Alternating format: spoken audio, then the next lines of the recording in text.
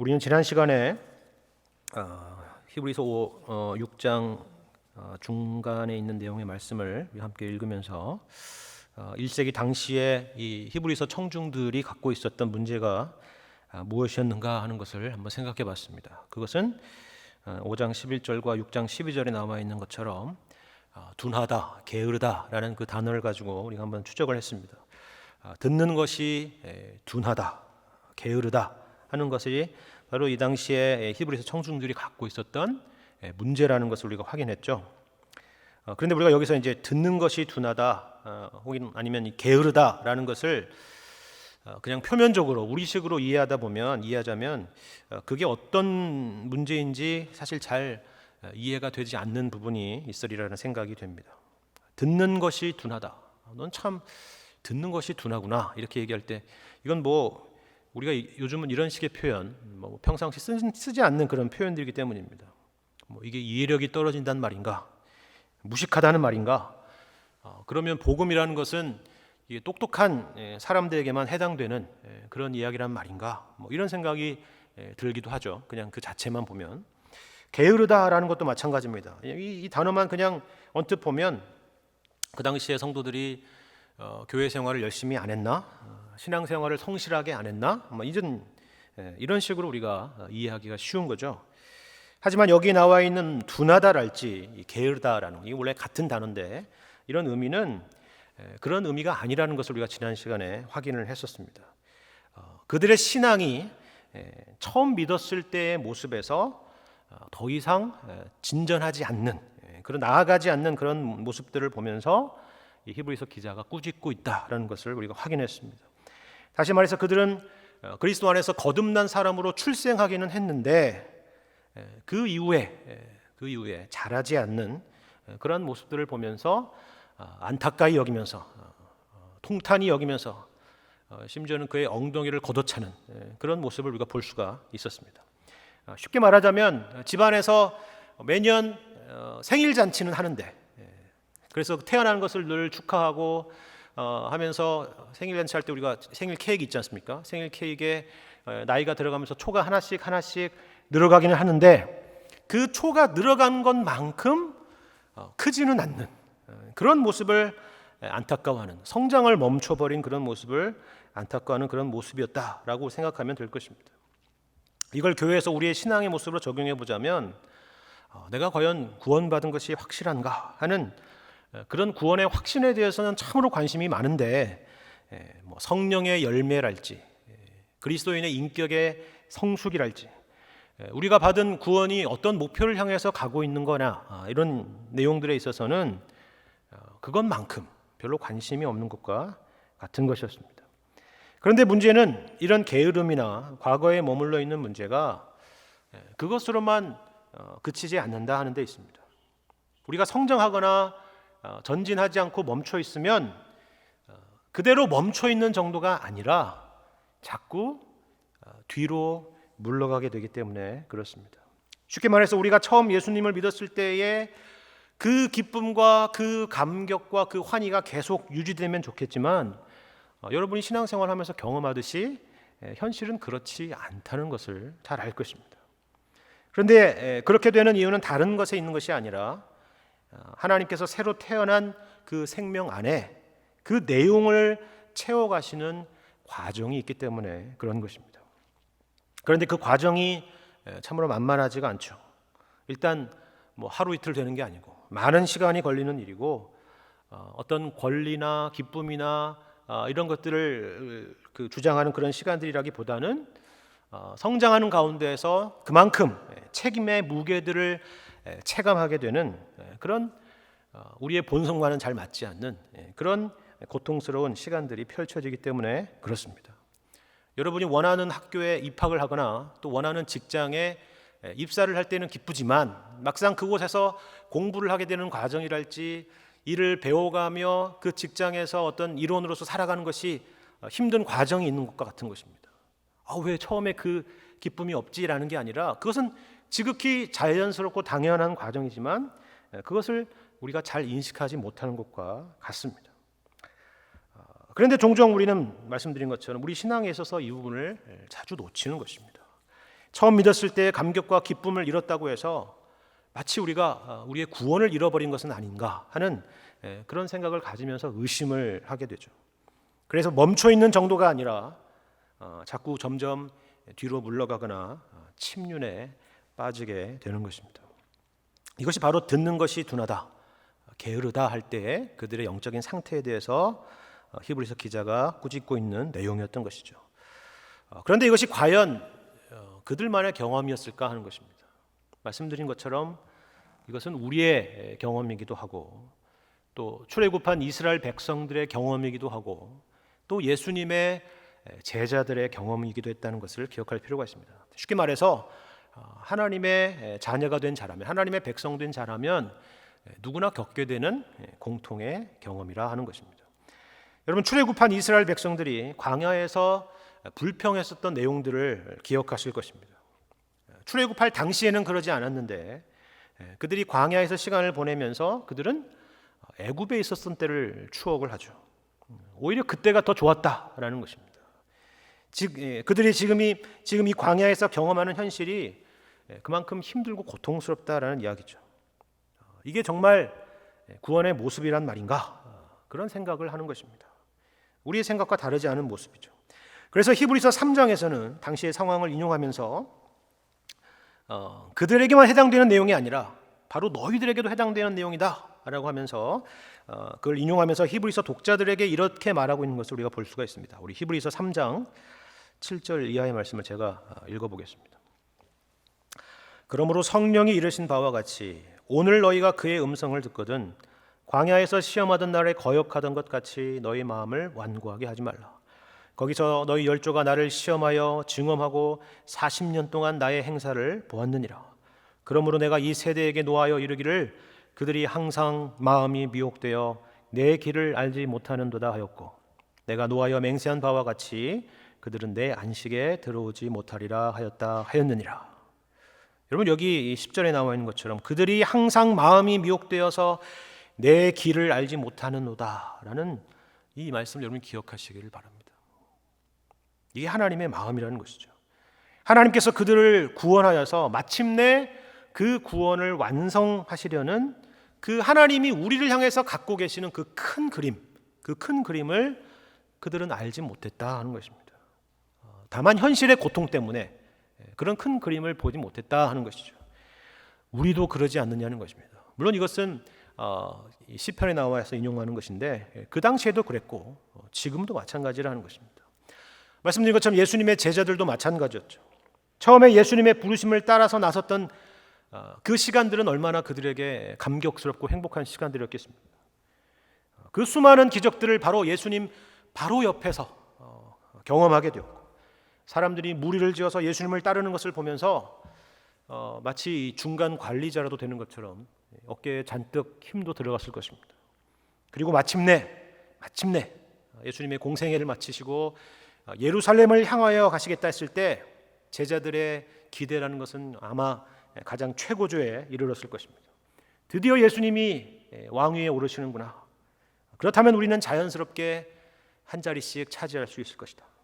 그런 생각들로 흥분되고 또 그런 가운데서 제자들 사이에 보이지 않는 신경전들도 있었다는 것을 우리는 복음서를 보면서 확인할 수가 있습니다. 그런데 예수님은 이 제자들의 보기에 전혀 엉뚱한 말을 하셨죠. 예루살렘에 가셔서 무슨 로마의 황제처럼 그런 황제가 되고 왕이 돼서 통치한다는 게 아니라 예루살렘에 가셔서 많은 고난을 받으시고 그리고 죽임을 당할 것이라고 말씀하셨기 때문입니다. 그리고 이것이 예수님 자신에게만 하시는 게 아니라 이어서 제자들에게조차도 마찬가지의 말씀을 하신 것을 볼 수가 있습니다. 아무든지 나를 따라오려거든 자기를 부인하고 자기 십자가를 지고 나를 따라야 된다라고 말씀하셨기 때문입니다. 그리고 실제로 어떻게 됐습니까? 예수님은 말씀하신 대로 정말 그 십자가의 길을 가셨죠. 그리고 가룟 유다는 그런 모습에 실망을 하고 예수님을 팔아 넘겼고 제자들은 예수님을 배반하고 뿔뿔이 흩어졌습니다. 왜 그랬습니까? 이것은 바로 그들이 생각했던, 그들이 그려왔던 그런 구원의 내용, 구원의 모습이 아니었기 때문입니다. 그들이 항상 마음이 미혹되어 내 길을 알지 못하는도다. 그것과 같은 것입니다. 우리는 어떻습니까? 우리는 다른가요? 이스라엘 백성들이 더 이상 전진하지 못하고 멈춰버렸던 그 지점, 예수님의 제자들이 더 이상 전진하지 못하고 멈춰버렸던 그 지점, 우리는 그 지점에서 과연 뭘 하고 있습니까? 하지만 제가 끝났다라고 말하지 않고 멈췄다라고 말하고 있는 이유가 있습니다. 왜냐하면 구원이라는 것이 애시당초 우리로부터 시작된 것이 아니기 때문입니다. 하나님께서 우리를 택하셨고 하나님께서 예수 그리스도를 우리에게 보내주셨고 그리고 하나님께서 우리로 하여금 믿게 하셨습니다. 그것이 구원의 시작이죠. 그리고 하나님께서 시작하신 구원은 결단코 실패하지 않을 것입니다. 왜냐하면 그것이 우리가 시작한 일이 아니라 우리의 일이 아니라 하나님의 일이기 때문에 그렇습니다. 하나님에게는 플랜 B가 없습니다. 오직 플랜 A만 있을 뿐입니다. 물론 우리는 그 과정에서 좌절도 하고 낙심도 할 것입니다. 불평도 하고 원망도 할 것입니다. 불안과 두려움 속에 휩싸여서 살게 되기도 할 것입니다. 그러나 이러한 불안정한 우리지만 이러한 우리를 구원하신 하나님께서 우리에게 주신 한 가지 중요한 것이 있다고 오늘 본문의 말씀에서 우리에게 가르쳐주고 있습니다. 여러분 그것이 무엇인지 아십니까? 그것은 바로 소망이라는 것입니다. 소망이라는 것은 여러분 그 단어에서 느끼는 느낌처럼 현재 우리의 수중에는 없는 것이죠. 현재 우리가 온전히 경험하지는 못하는 것입니다. 소망이라는 것이 그런 것입니다. 그러나 그것은 분명한 것입니다. 그것이 성경에서 말하는 소망에 대한 설명입니다. 흥미로운 것은 성경에서 말하는 이 소망이라는 것은 우리가 일반적으로 말하는 그런 소망이라는 것과는 다른 의미를 갖고 있다는 것입니다. 우리는 보통 내가 어떤 것을 소망한다 라고 한다고 하면 그렇게 될 수도 있고 또 그렇게 되지 않을 수도 있는 것을 말합니다. 그렇지 않습니까? 그러나 성경에서 말하는 소망은 그런 가능성을 말하는 것이 아닙니다. 주관적인 의미가 아니라 객관적인 의미고 될 수도 있고 또 되지 않을 수도 있다라는 그런 의미가 아니라 반드시 확실히 될 것에 대해서 말하는 단어입니다. 그것이 바로 소망이라는 것입니다. 그렇다면 우리에게 주어진 그 소망의 내용이라는 것은 어떤 것입니까?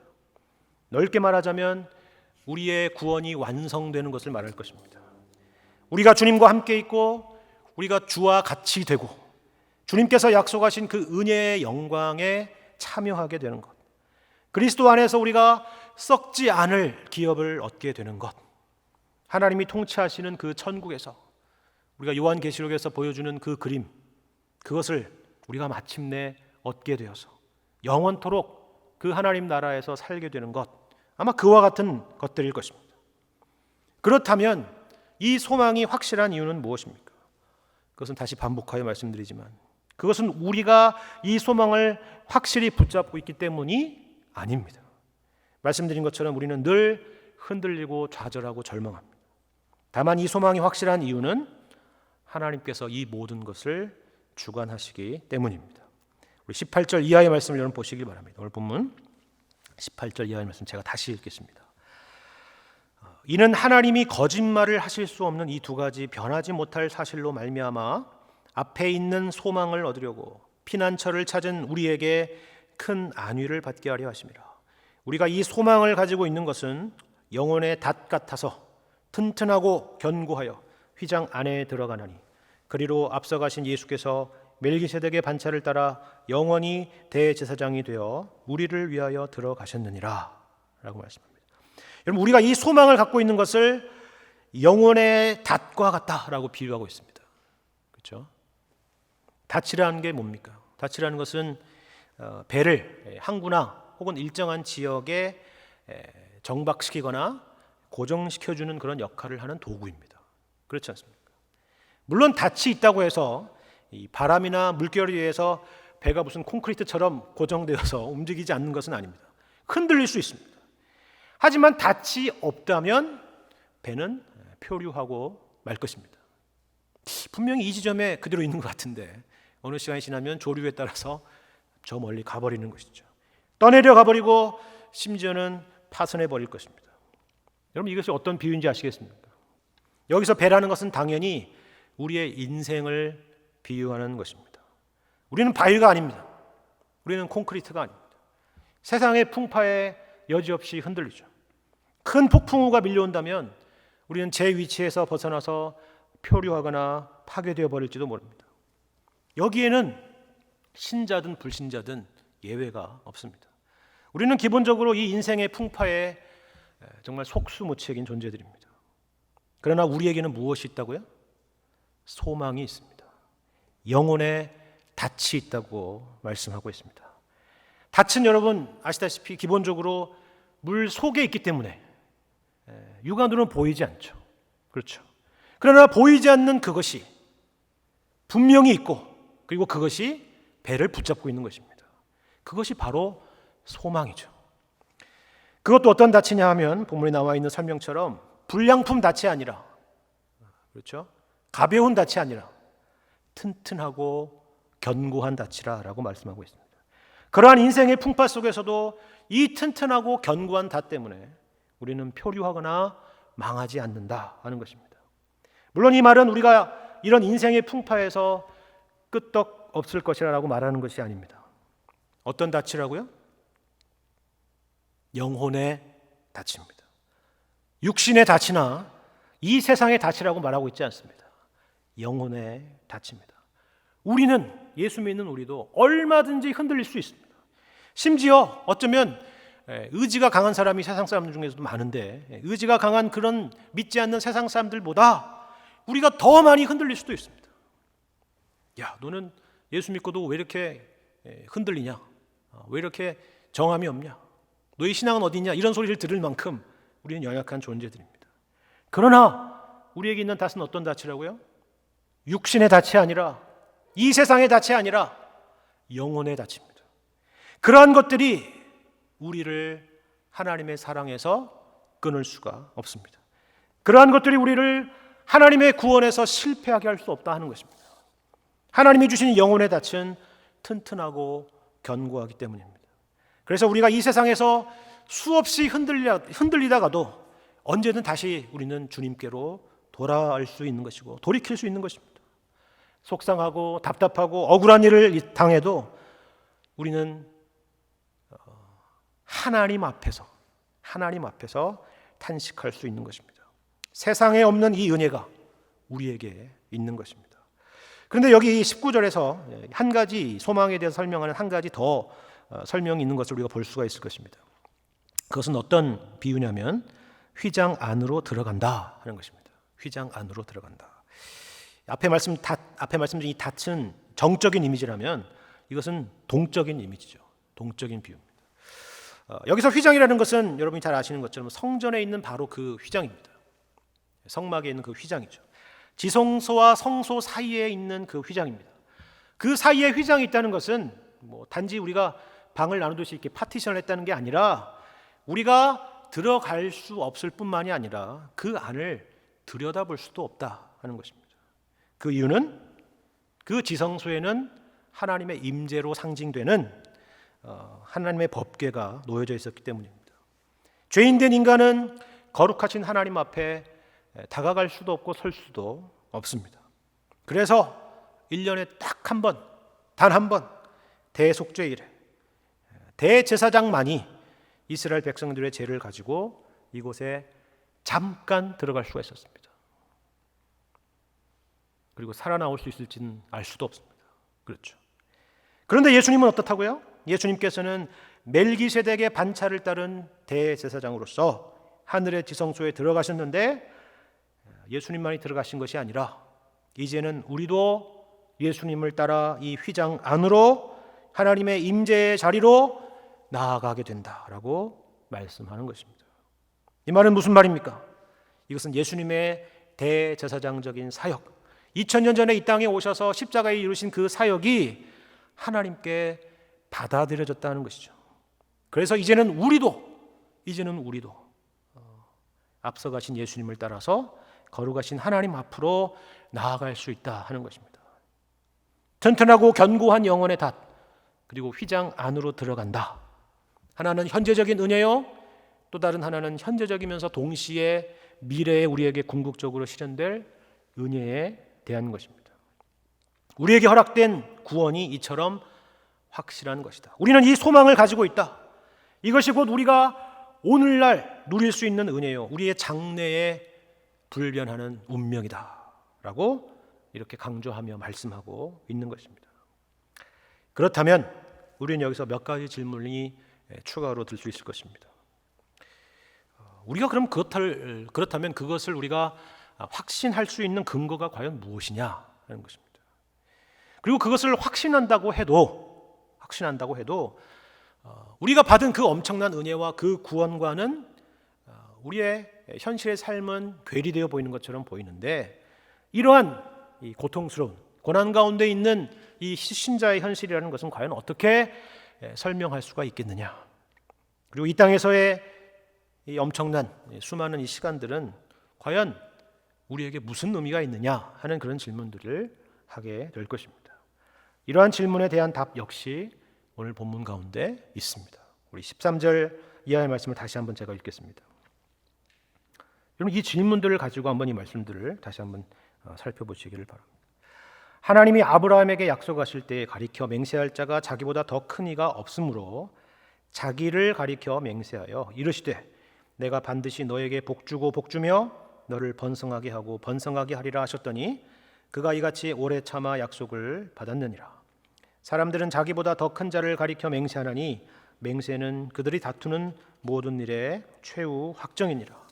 하나님은 약속을 기업으로 받는 자들에게 그 뜻이 변하지 아니함을 충분히 나타내시려고 그 일을 맹세로 보증하셨나니 이는 하나님이 거짓말을 하실 수 없는 이 두 가지 변하지 못할 사실로 말미암아 앞에 있는 소망을 얻으려고 피난처를 찾은 우리에게 큰 안위를 받게 하려 하심이라 말씀합니다. 누구에 대한 이야기냐 하면 아브라함에 대한 이야기를 하고 있습니다.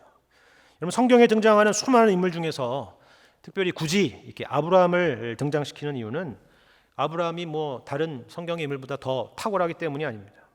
아브라함은 성경에서 믿음의 조상, 다시 말해서 모든 믿는 자들의 일종의 프로토타입, 원형, 모델에 가까운 그런 인물로서 제시되는 그런 인물입니다. 하나님께서 한 인생을 부르시고 그의 인생을 인도하시고 그리고 마침내 그 구원을 완성시키고야 마시는 그러한 한 인물로서 이 아브라함을 등장시킨다 하는 의미입니다. 여기 본문에서도 그렇지 않습니까? 아브라함을 뭐라고 소개합니까? 아브라함의 이야기를 쭉 하다가 17절에 넘어가서는 갑자기 약속을 기업으로 받는 자들이라는 사람들로 넘어가죠. 그렇죠?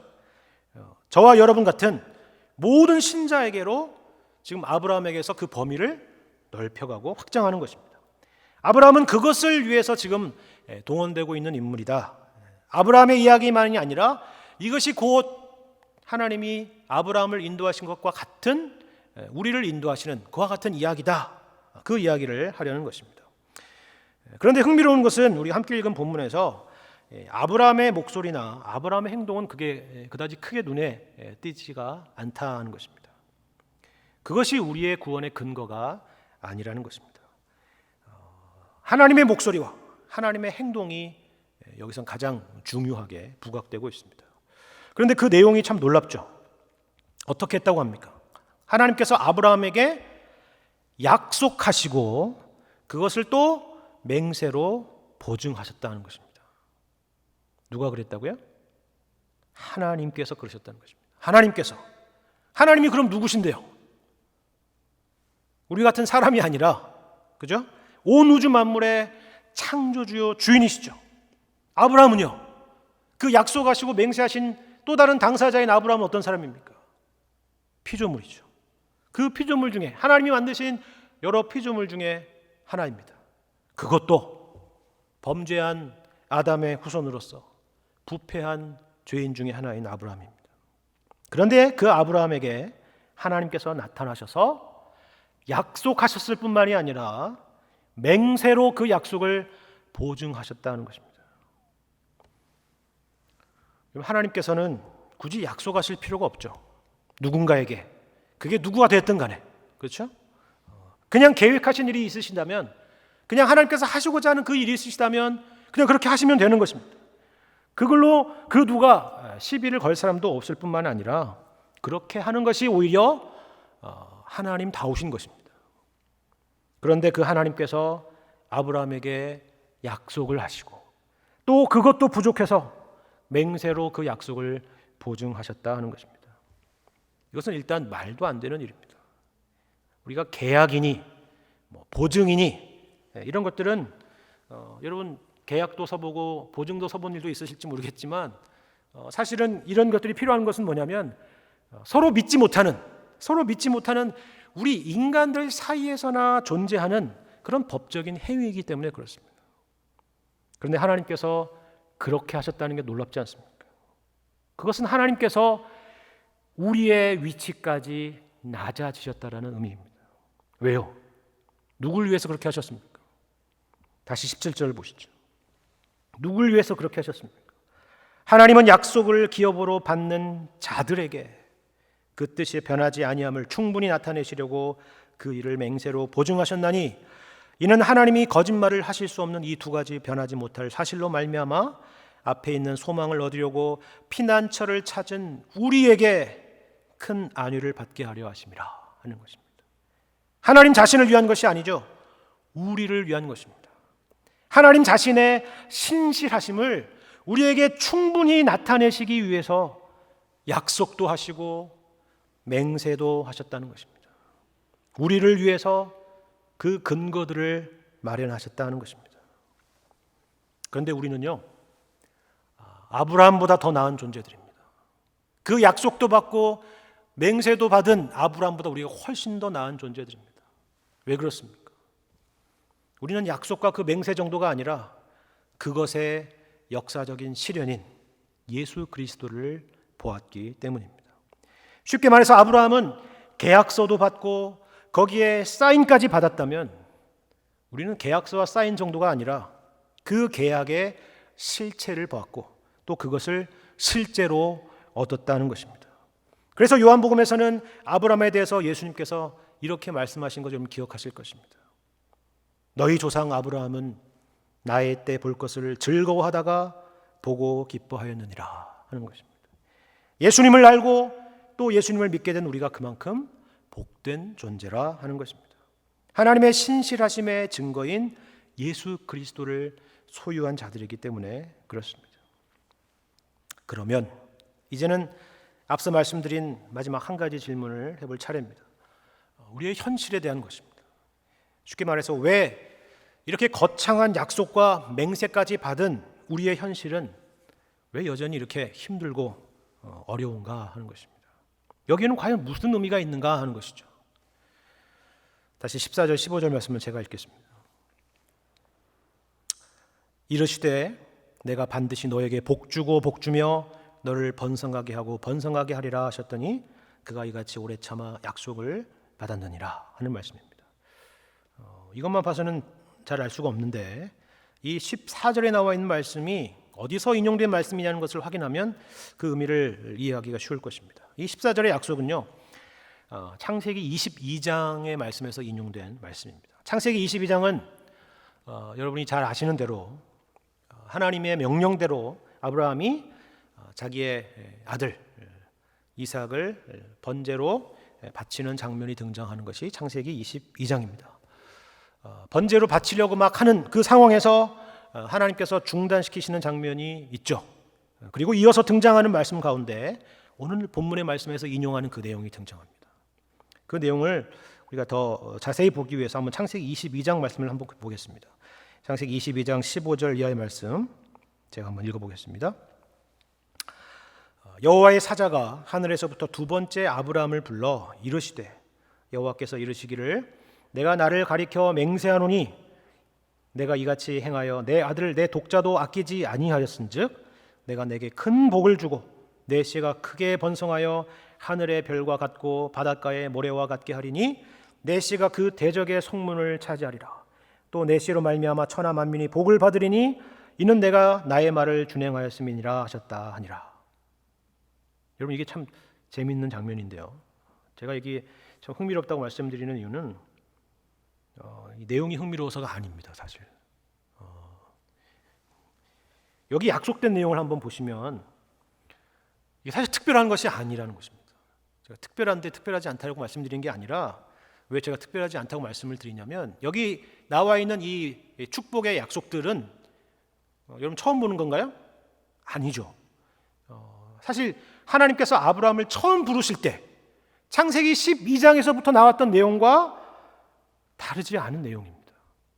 아니, 이 정도로 엄청난 일을 했으면 거기다가 플러스 알파를 주시든지 아니면 다른 무슨 복을 더 주시든지 그랬으면 좋겠는데, 여러분 보시면 하나님께서 아브라함을 부르신 창세기 12장의 그 약속과 동일한 약속을 또 이렇게 주시는 것입니다. 그러면 제가 지금 말씀드리는 것은, 이 히브리서에서 그 동일한 약속의 내용들을 인용할 거라면 왜 굳이 창세기 22장 내용을 인용했냐는 거죠. 창세기 12장의 내용을 인용할 수도 있고, 아니면 창세기에는 이 내용이 12장과 22장만 나오는 게 아니라 그 사이에도 수없이 나오거든요. 15장에도 나오고 17장에도 나옵니다. 그러면 그 내용 중에 하나를 인용해도 될 것입니다. 이 약속을. 그런데 굳이 아브라함의 인생에서 하나님의 이 동일한 약속을 마지막에 또 반복되고 있는 창세기 22장에 나와 있는 그 약속을 인용했다는 것입니다. 여러분, 이게 과연 무슨 의미일까요? 여기에 사실 중요한 교훈이 담겨 있습니다. 여러분, 창세기 12장에서 아브라함이 처음 이 약속을 받을 때는 아브라함의 나이가 몇 살이었는지 아십니까? 75세였습니다. 75세. 그리고 이삭이 태어난 것은 100세였습니다. 벌써 25년이 지나서 그 일이 일어났죠. 그리고 여기 창세기 22장, 인용된 창세기 22장 이 사건은 이삭이 갓난 아이 때는 아니었을 것이고, 그죠? 아주 성인이 되었을 때는 아니었던 것 같고, 대체적으로 한 10대 정도가 되지 않았을까 이렇게 추측을 많이 한다면, 아브라함의 나이가 아마 110에서 120세 정도 되지 않았을까 이런 생각을 해봅니다. 그러니까 이 12장부터 22장까지의 시간을 살펴보면 몇 년이 지난 거예요? 갑자기 수학을 하니까 어렵죠. 대략 한 40년 정도 지났다고 생각하면 됩니다. 40년. 그렇죠. 40년. 긴 세월이죠. 긴 세월입니다. 여러분, 그 시간 동안 무엇이 변했습니까? 그 긴 시간 동안 뭐가 변했습니까? 앞에서 말씀드린 것처럼 하나님의 약속이 변했습니까? 변하지 않았습니다. 하나님의 약속은 변한 것이 없습니다. 그대로입니다. 하나님은 그대로이십니다. 그러면 무엇이 변했습니까? 약속이 변한 것이 아니라 아브라함이 변했습니다.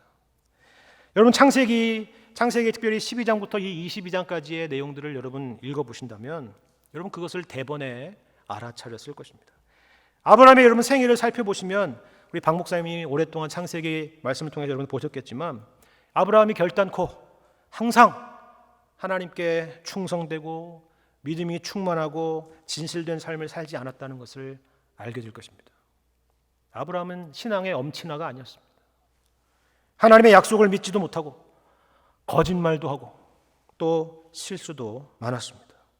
그런데 그랬던 아브라함이 노년에 얻은 이 하나밖에 없는 아들, 그것도 하나님께서 약속하여 주셨던 25년 만에 주셨던 그 약속의 아들, 그 이삭을 바치라는 명령에 묵묵하게 순종하는 사람이 되었던 것입니다. 여러분, 이것은 비장한 이야기도 아니고 이것은 무슨 드라마 같은 이야기도 아닙니다. 순서가 거꾸로 돼서 우리도 아브라함처럼 자식을 바치면 하나님께 그 믿음을 칭찬을 받을 것이다라는 얘기는 더더욱 아닙니다. 말씀드린 것처럼 이삭은 아브라함에게 있어서 분신과도 같은 존재입니다. 이삭은 곧 아브라함입니다.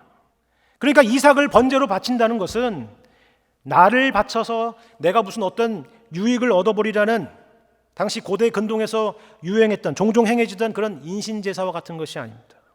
그것은 아브라함 자신이 죽는 것과 같은 의미입니다. 다시 말해서 이것은 예수님의 말씀처럼 자기를 부인하고 자기 십자가를 지고 나를 따르는 것과 같은, 그와 같은 것입니다. 그러니까 이것은 내가 주인이고 내가 살아야 되고 내가 모든 것이 되어야 하는 그런 부패한 하나님을 떠난 인간의 모습에서 마침내 하나님께서 아브라함의 인생의 진정한 주인이 되셨다는 것을 보여주는 하나의 상징적인 사건인 것입니다. 여러분, 창세기 22장에 이것이 하나님께서 아브라함을 시험하신 사건이라고 말씀하고 있는데, 이 시험이라는 것이 바로 그것을 말하는 것입니다.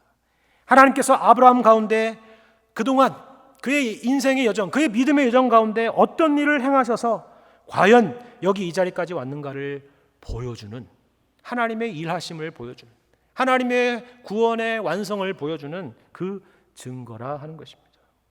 그러니까 이것은 하나님께서 아브라함과 같은 우리에게도, 우리 인생 가운데도 마찬가지 일을 행하시리라 하는 것을 보여주는 이야기라 하는 것입니다. 우리 또한 마지못해서가 아니라 기꺼이 하나님이 행하시는 일을 옳다고 고백하고 기꺼이 주를 위해서 우리의 모든 것을 드리게 되는 그날이 오리라는 것입니다. 그런데 우리가 여기서 놓치지 말아야 될 것은 이것이 갑작스럽게 이루어진 일이 아니라는 사실입니다. 아브라함이 나이가 75세 때 이루어진 일이 아니라는 것입니다. 76세 때 이루어진 것도 아닙니다. 몇 년이 지났다고요? 40여 년의 시간이 지났습니다. 40여 년의 시간. 제가 이 40년이라는 것은 365 곱하기 40이라는 그런 의미를 말씀드리는 것이 아닙니다. 이만큼의 시간이 걸렸다는 것, 시간이 걸렸다는 것의 핵심이 있습니다. 이것이 바로 오늘 말씀이 우리에게 하고 싶은 말입니다. 이미 구원받은 우리에게 허락된 이 시간들은 결코 무의미한 시간들이 아니라 하는 것입니다. 이미 약속받은 아브라함에게 그 40여 년이라는 시간이 무의미한 시간들이 아니라 결국 하나님께서 그의 인격을 만들어 가시고 채워 가시는 그런 시간이었듯이 우리에게도 마찬가지라는 것입니다. 하나님께서 아브라함의 인생 가운데 수없이 동일한 약속을 반복하시고 또 반복하셨던 것처럼 하나님께서는 우리에게 언제나 신실하실 것입니다. 주님은 어제나 오늘이나 영원토록 변하지 않으실 것입니다. 우리를 구원하신 주님이 우리의 소망이시고 영혼의 닷과 같습니다. 세상이 흔들리고 우리조차 흔들려도 우리를 향하신 하나님의 뜻은 흔들리지 않을 것입니다. 그리고 우리를 마침내 그 휘장 안으로 들이실 것입니다. 우리를 거룩하신 하나님 앞으로 인도하실 것입니다.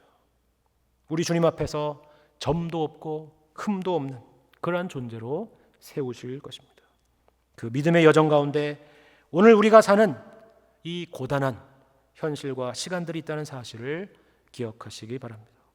이 믿음 가운데 하나님의 신실하심을 바라보며 그리고 하나님의 일하심을 믿으며 하루하루 주님께 순종하시며 충성하시며 살아가시는 복된 주의 백성들 다 되시기를 주님의 이름으로 간절히 축원합니다.